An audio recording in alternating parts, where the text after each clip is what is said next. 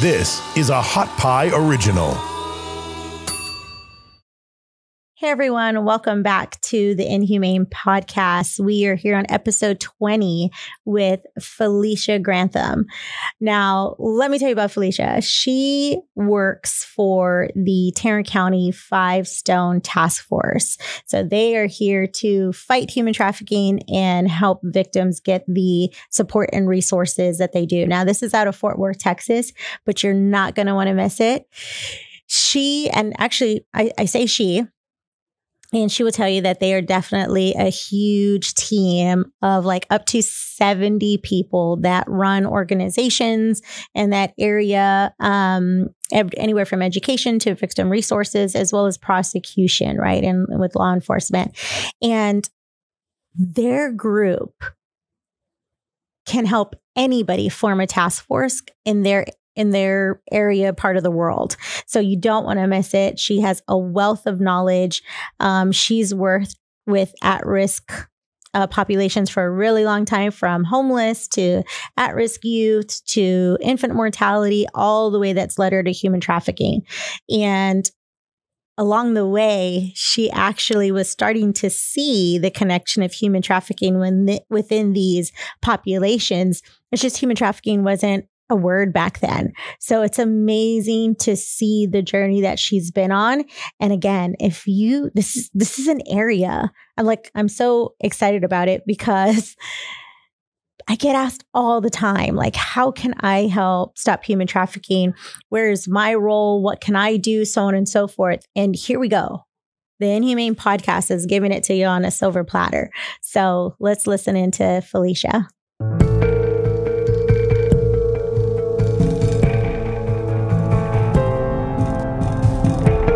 Again, Felicia, can't thank you enough for coming on board with us. I know you got a busy schedule. So grateful. And I'd really actually like to talk about, when I was going through your bio, on how you started with working with the homeless and at-risk youth. And so I was hoping you can kind of share a little bit about your time there. Yeah, so I spent quite a bit of time working with at-risk youth that were in a homeless shelter, as well as adult homeless populations, both in Pennsylvania and in Texas. And, I learned there was a difference between feeding someone and sitting and eating with them. Wow. There is an element of humanity there. Mm. And I also learned that it doesn't matter, where you are in life or what your position is. We all have the same needs. Mm. So we all need food. Right. We all need shelter. But we also all need to feel loved. Mm. And I think that is what predators really focus in on. For sure. And they try to exploit that. And they find these vulnerable populations, whether it's somebody who's, homeless or young or just in a bad situation. And they pretend to be a father figure or a boyfriend or somebody who's there to help them out, and give this person this feeling of love, even if it's false love. Yeah. And the person trusts them and then ends up doing things later on that put them in harm's way. So, yeah, that's so good. And I think that's one of the things, right, is the Inhumane podcast is we're making all these connections, not only just for the public, but as you know, individuals that do work in silos or organizations that, right, they're in their lane and they're focused on their mission. And when they come across someone that has another piece to them that doesn't kind of fit within the organization, it's either like, well, we don't address that because we kind of aren't trained to do that piece. Hence, like human trafficking, right, within homeless, for example, especially back in that time, right, then when you were working with them, right. And how quickly we're all starting to realize all the connections, right? And how it kind of is across the board that this individual may not have permanent shelter, but they also may have addiction. They also may be recruited by a pimp. They also, right? Like it goes on. It's like a domino effect. Exactly. Mm-hmm. And we're starting to actually see that. And there's one thing of acknowledging it. And then it's the other of how do we and what do we need to shift in our organization to address those issues with this one individual, right?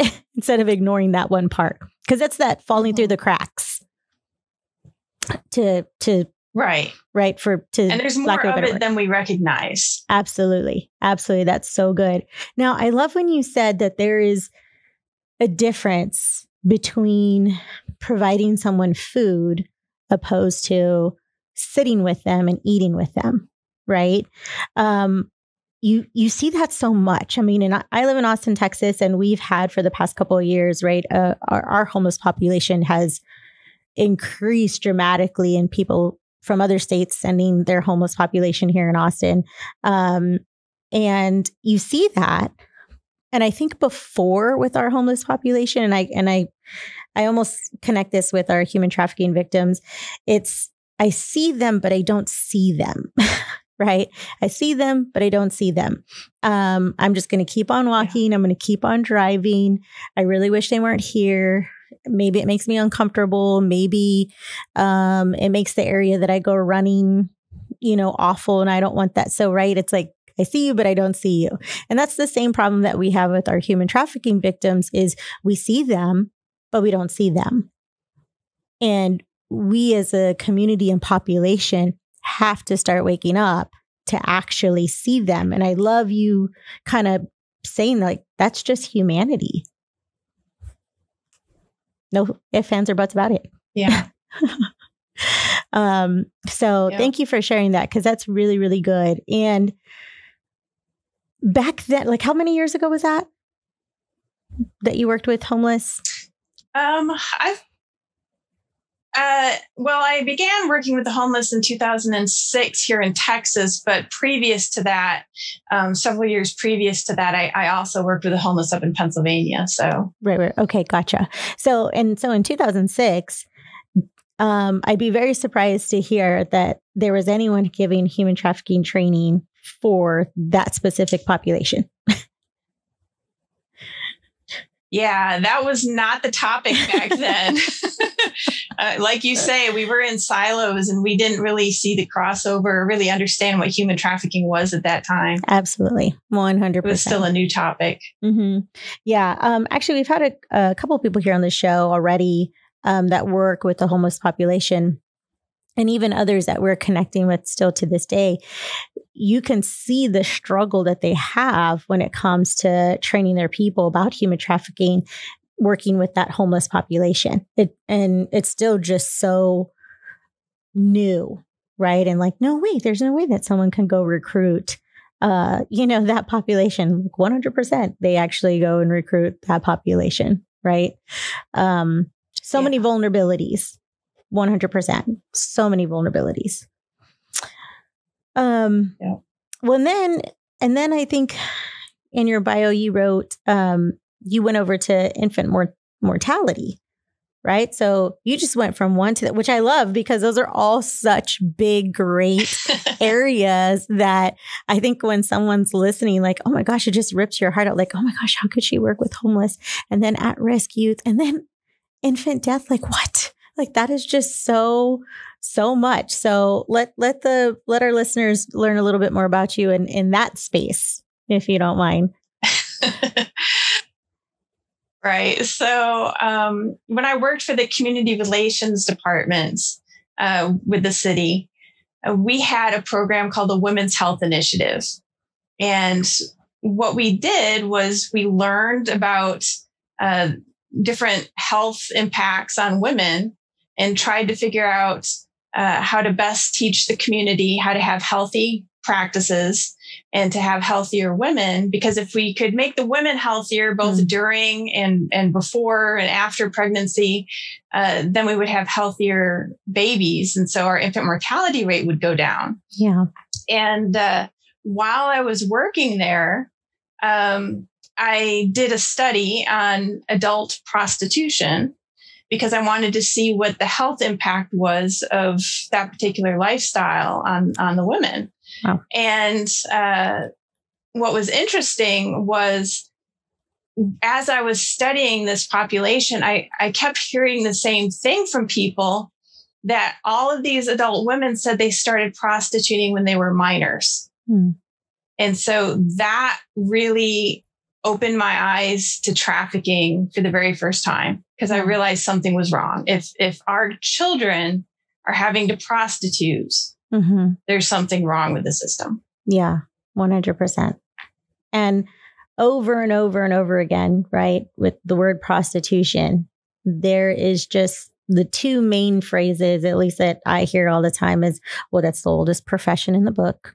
And so when you say profession, then that leads to 100% that they chose this lifestyle, which what we just heard from you is you're just studying adult prostitution for the health of a baby and the mother. And lo and behold, you're uncovering that these women have been there since they were children.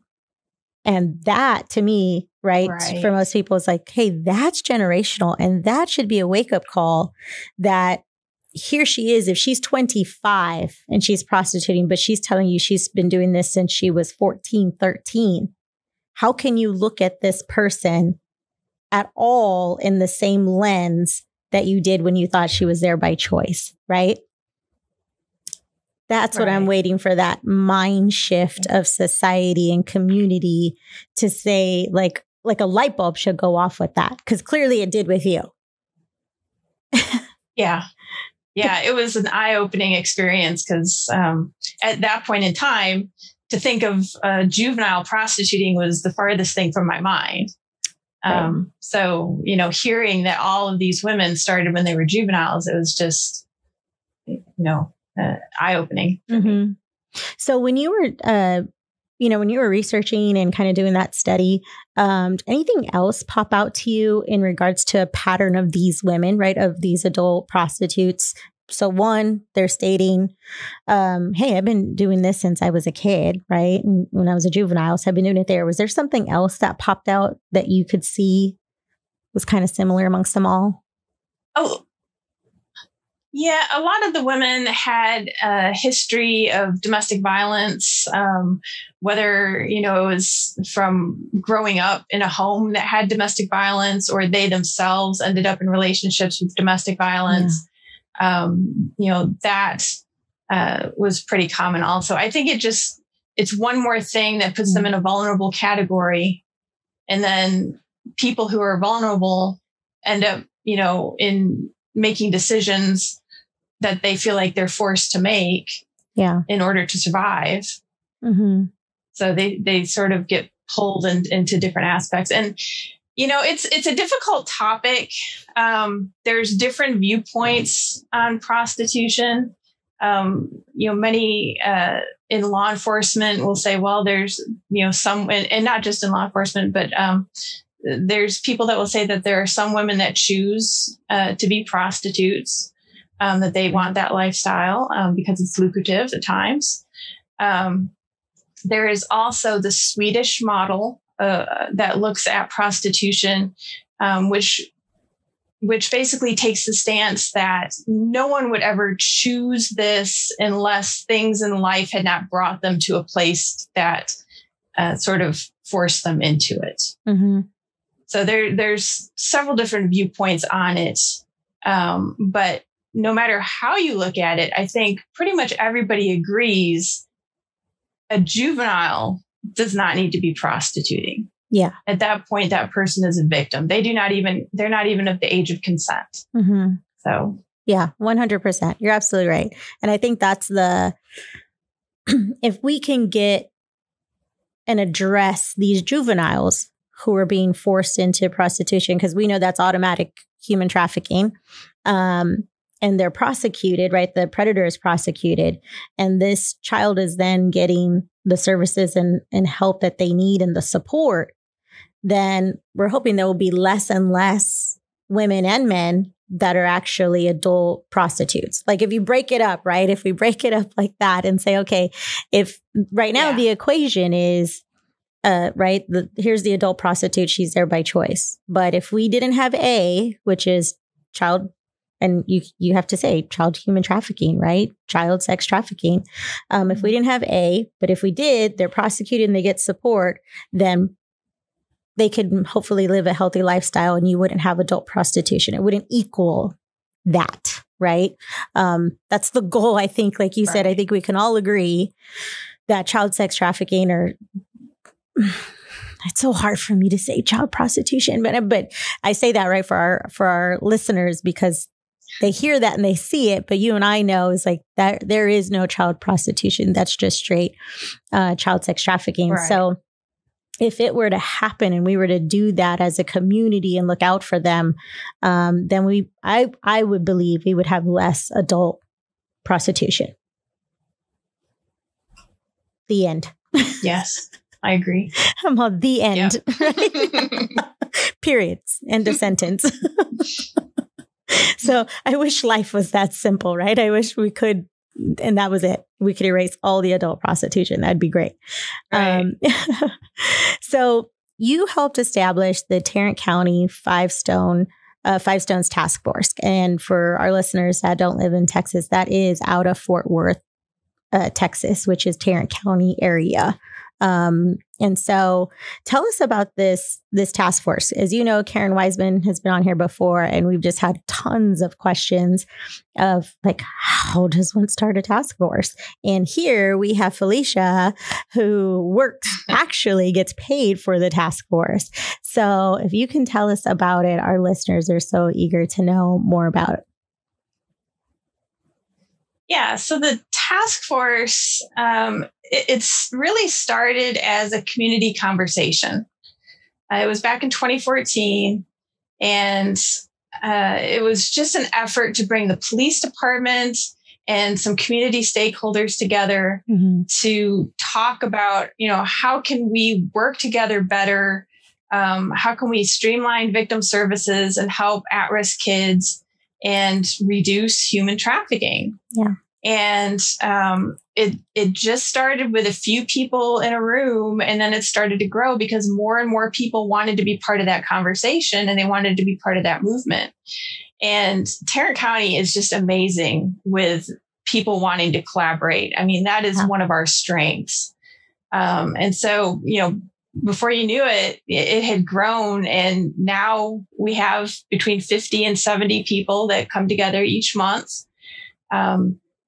To learn about human trafficking and to collaborate with each other and work together. And, it's amazing to see how much it's grown, but it's just the passion for people in this area who want to fight trafficking. Yeah. And they want to do it together. Yeah, that's fantastic, right? Because, I love that you said they want to do it together, right? And that's what they found a community within their community, and they know that they're stronger in numbers, and they know that when you do have the support and you have your allies, that is also less burnout. And we know in this area, people get so burnt out, and it's hard. And the things, the stories that you hear and the pictures that you see, and it takes a toll. So you need that support, because we know going back home sometimes with family, it's something you just can't share at the dinner table. So, and I do have to give credit as well as when you and I have talked before, I've done a lot of work with Tarrant County folks and different nonprofits, and those people can rally. Tarrant County has it going on. And for anybody, like Austin is supposed to be like the nonprofit city of like the United States, right? You could just throw a penny and you'll find another nonprofit. They're everywhere in Austin, Texas. But the way Tarrant County just works, and if anybody wants to know how to do things, go hang out with people from Tarrant County, because y'all are very pleasant. And you can see there isn't this like ego thing going on, which happens a lot. Everybody wants to just build their own sandbox instead of playing in one sandbox together. And I love working with people from Tarrant County. I don't know if it's in the water over there or what it is exactly, but just from different realms, like I said, different, not all human trafficking, foster care, homeless, things of that nature. People just really work well together in Tarrant County. So when you say that everyone kind of just has this passion, so in your meetings, is it pretty much the same group that continues to come, or does it fluctuate, or do y'all continue to grow in numbers? We have sort of a core group, okay, that comes religiously every month, but then we always have new people. And it's always, kind of word of mouth. People say, "Hey, I heard about this from so-and-so and I want to join." And so we've always got new people, and we've been sort of on an upward trend lately.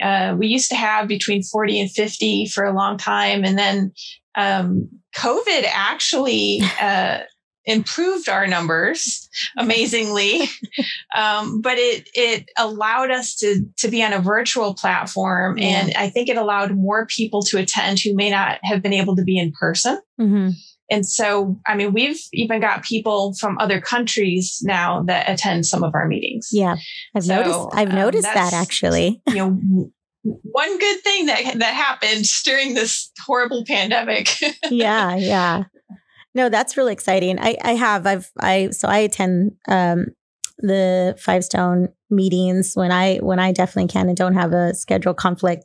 And the wealth of knowledge is just fantastic. And I have noticed that y'all have had a couple of individuals from out of country, and I was like, oh, see what I mean? People just, they want to know. And when we think that, oh, I don't need to partake in something that's on the other side of the pond, but in reality, sometimes we're going to face the same issues. And why start from scratch when somebody else has already done it? As well as, oh my gosh, we haven't tried something that they're doing. Why don't we try it and just tweak it to fit our culture, or our natives, or whatever the case may be. So no, I think this is why I don't sleep, because I'm on Abu Dhabi time, Australia time, UK time. Canada, I'm on all time zones, because it's great, right? We're all just learning from each other, because in reality, yes, it's helping our community, but we're more than likely helping the world, right? Because I think more and more people, as we share, these trafficking rings, we think that we're just helping one young person. And a lot of times, as you know, sometimes it's part of a bigger trafficking ring that is global. So we need to know what's happening, right, in other parts of the world. So what is the goal of the actual Tarrant County Five Stone Task Force? Our main goal is the restoration of victims. Okay. So, we have other goals where, we support the Fort Worth Police Department, because we're an arm of the Fort Worth Police Department. We support our partnering agencies. Okay. And we also want to see new and creative and innovative human trafficking responses created out of the task force. Gotcha. But at the end of everything, it all boils down to, we want to restore victims and see perpetrators prosecuted. Mm-hmm. Got it. So that's the main goal of the task force. Okay. So I love that, right? I was talking to a person the other day, and it was just an acquaintance, and they were a mutual friend and introduced us, and they asked, so what exactly, our mutual friend shared, but what does all that, mean? So I started to get a little bit more specific, and they said, oh yeah, but there's a bunch of human trafficking organizations. You see them everywhere. And it was in a very nonchalant kind of manner. And he said, so, obviously there's help, so you don't need a lot of help because it's already out there. And, So, I kind of chuckled back and was playful. And I said, well, there are way more victims than there are organizations, period. Like there aren't enough beds, right? There isn't enough law enforcement to prosecute these individuals. And so I'm going on and on and on and making this long list for him. And he's just like, oh, okay. So it is a little bit more involved. And I said, it is, as well as not every organization does all things. So when you have organizations that just help the victim, that's great. They need help, but they're not involved in prosecution. So then these things keep happening over and over and over. And then there's organizations that do help with prosecution. And what I continue to say is it's not just up to law enforcement. Like we have to help, because when we continue to just put it on law enforcement, we just don't have the capacity, as you know, right? And we need the community's ears and their eyes and their hands and their feet, not to be a vigilante, but to be aware and connected with law enforcement, which is what you're building with your task force. It's like, yes, helping the victims, but how we can really help victims and prevent is by prosecuting and deterring actual predators. Mm-hmm. It's huge. Yeah. I mean, it's a two-pronged thing. You've got the law enforcement side, which is the prosecution and goes after the predators, but they're not trained for how to handle, victims in the restoration process. That's where the nonprofits come into play. Yeah. So we need both. I mean, it's to have a whole picture, you need both sides. Yeah. No, you're absolutely right. And that's the thing, or I think that's what I was trying to share with them is like, no, we actually need more. We need more nonprofits and we need more, law enforcement. We actually just had Saved in America on the past 2 weeks, and they're out of California, and they help, law enforcement. So they're all like ex-military, ex-law enforcement, and they help parents find their missing kids. And of course, majority of them are in some sort of trafficking, right, kind of space. So there you go. Like that's what, like you can have 100 of those and it still wouldn't be enough, right? Like there's a huge impact, but we still need more. Like, like you're saying, it is always a 2-prong, and shoot, you could throw into that 3-prong on the prevention side as well, right? The education prevention side. So there's just never enough. I'm like, there's just never enough, ever. Now that's the thing I think with what y'all are doing, and for Inhumane podcasts, we're constantly, it's for the public. It's not for other nonprofits. It's not for all the law enforcement. Granted, by all means, they all can listen in. They're going to learn things as well. But this really is to eliminate all the jargon for the public and for them to understand. And one of the big pieces is we know that most people don't believe human trafficking is happening in their own backyard, in their community, in their space. So what are some of the biggest impacts that you see that does affect the community? Maybe the community is just not aware of it. Yeah, human trafficking has a huge impact because it's very lucrative. So it's affecting our economy. It's one of the fastest growing crimes in the world.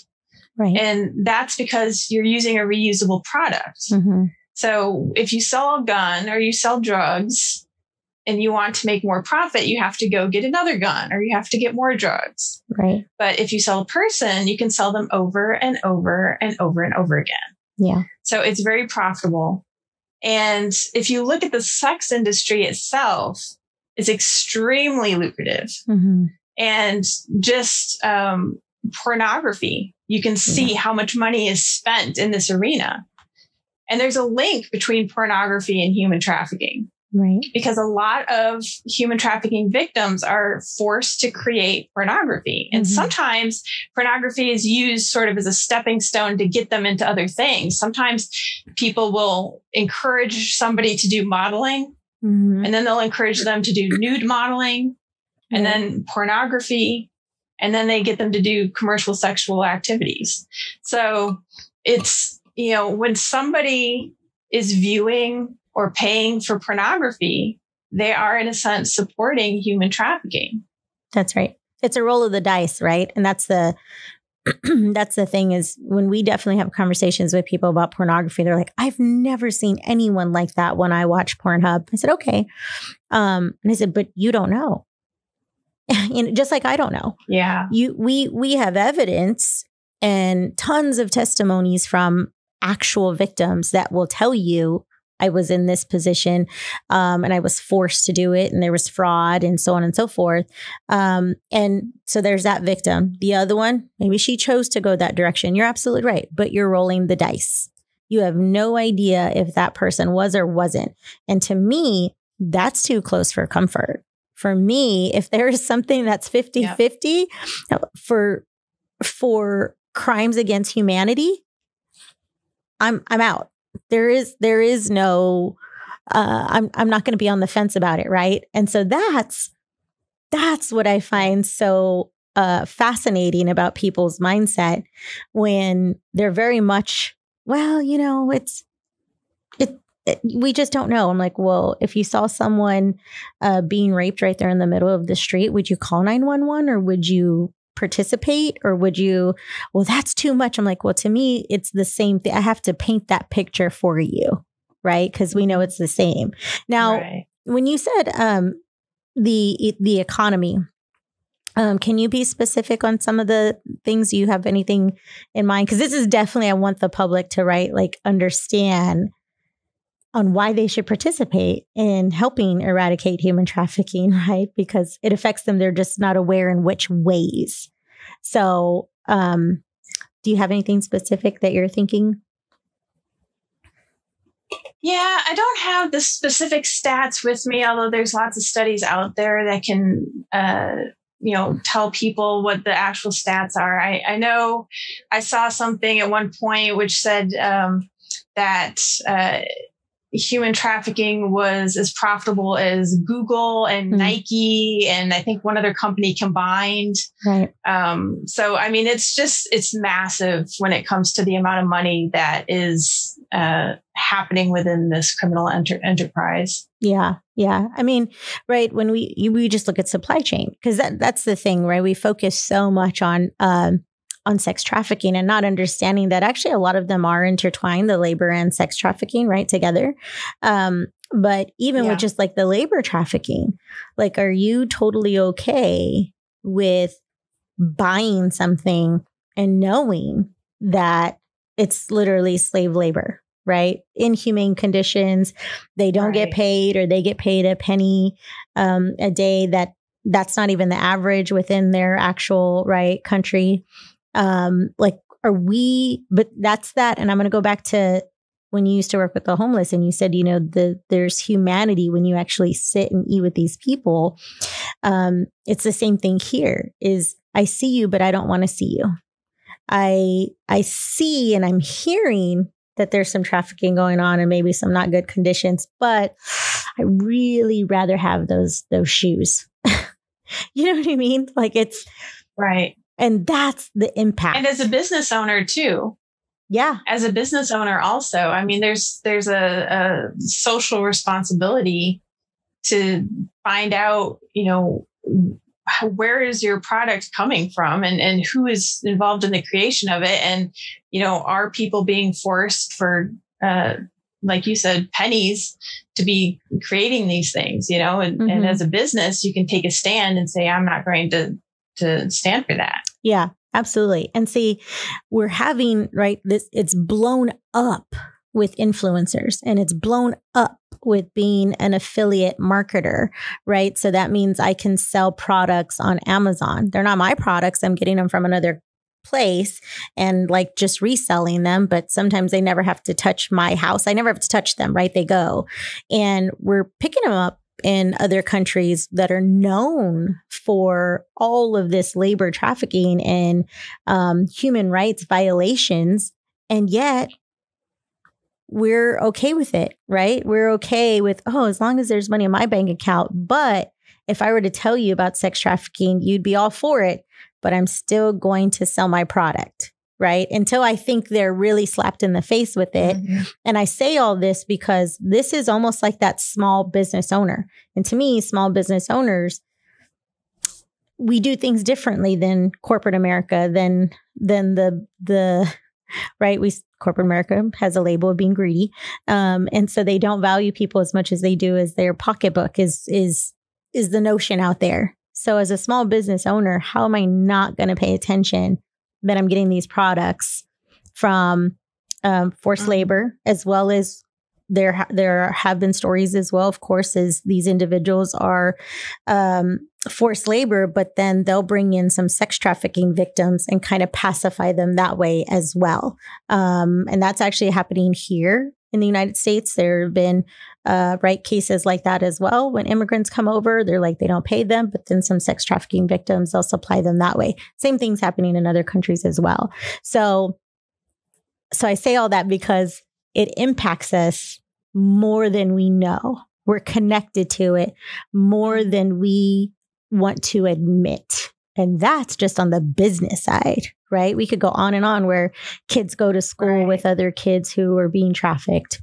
What kind of impact would that be on your kid, right? It's just a long list. We gotta really write this list out, I think, and then we'll come back and we'll just knock it out one by one, because you and I know them, and like we said, we could go on forever. We just need to do that next time, Felicia. Next time. Okay, so we are going to push pause on chit-chatting with Felicia. I need you to come back for part 2. She is going to share some things that they actually do in the task force, as well as she has some insights on what is it that you can do to stop human trafficking. So you're going to want to listen to what this gal is doing down in Tarrant County in Fort Worth, Texas, because anybody can. So we'll see you for part 2.